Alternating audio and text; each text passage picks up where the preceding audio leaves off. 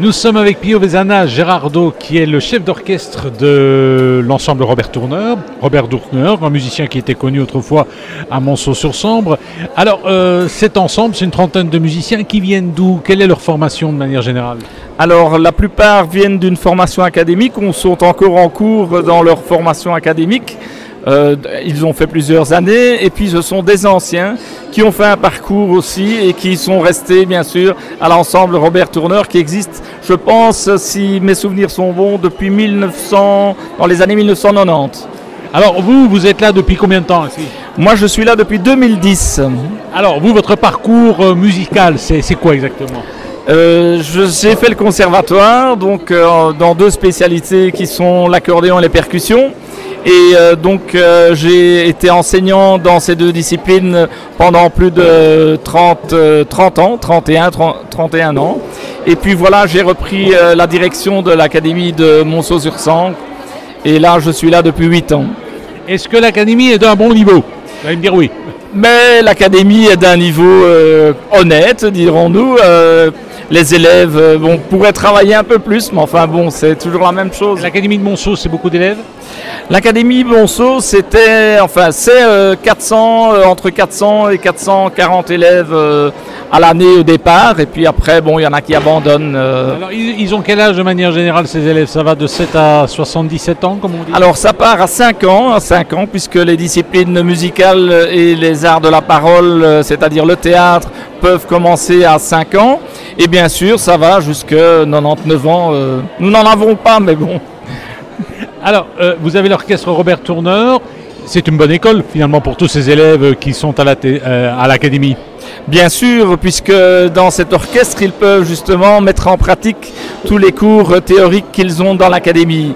Et ça les motive évidemment à jouer de leur instrument. Avant, on déconseillait ça. J'ai connu un petit peu cette période où les directeurs étaient très réticents vis-à-vis de ces ensembles. Ça a un peu changé, les mentalités. Oui, c'est-à-dire que les ensembles, bien sûr, c'est toujours la même chose. Les fanfares ont été un peu considérés ou dénigrés à un certain moment. Je pense que quand on veut faire de la musique et de la bonne musique, même dans les harmonies, dans les fanfares, on fait quelque chose de bien.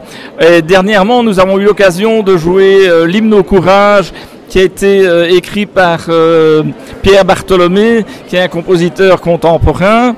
Et il disait dans un interview à la RTB que finalement les orchestres d'harmonie, ce sont ceux qui font vivre la musique. Alors, est-ce que ces orchestres d'harmonie, est-ce qu'ils ne sont pas en train de péricliter dans la mesure où il y a peut-être plus de vieux que de jeunes? Oui, le problème c'est d'arriver à ce que les jeunes viennent dans ces formations.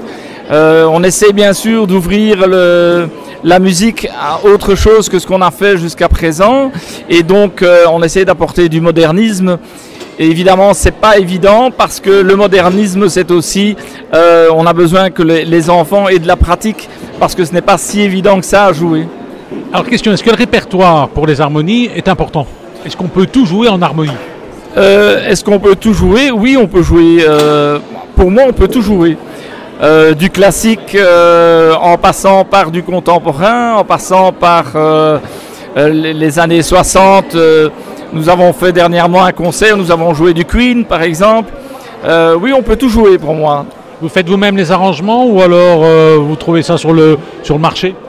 Alors, on trouve bien sûr des arrangements qui sont faits dans les éditions musicales. Il y a des spécialistes qui sont des arrangeurs et qui font ça très très bien. Et donc, on trouve sur le marché beaucoup de choses. Il paraît que vous avez une bonne bibliothécaire.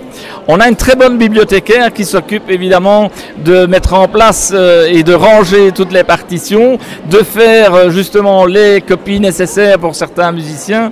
Et donc, voilà. Alors nous sommes avec Bernadette Martin, une dame que je connais bien parce qu'elle s'est occupée pendant longtemps de nos décédés, parce qu'elle travaillait pour les cimetières. Alors Bernadette, on ne va pas t'interviewer là-dessus, mais on va t'interviewer sur le fait que tu es bibliothécaire de l'ensemble Robert Tourneur. Il paraît que tu as beaucoup à traiter. Oui, parce que nous renouvelons le programme régulièrement. Donc, et bien sûr, le directeur artistique est toujours à la recherche de nouveaux morceaux. Donc, on achète pas mal. D'ailleurs, la ville nous subsidie un peu également. Parce que c'est vrai que les partitions, ça coûte quand même cher. Hein. Oui, ça coûte cher, surtout quand ce sont des arrangements particuliers. Parce que il faut des partitions pour toutes les voix, pour tous les instruments. Et par exemple, la Walt Disney peut monter à, enfin, je ne vais pas dire de prix, mais c'est cher.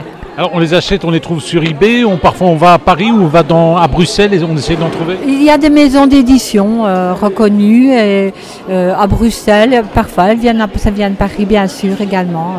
Alors depuis le temps qu'existe la formation, j'imagine que la bibliothèque doit être importante. Hein.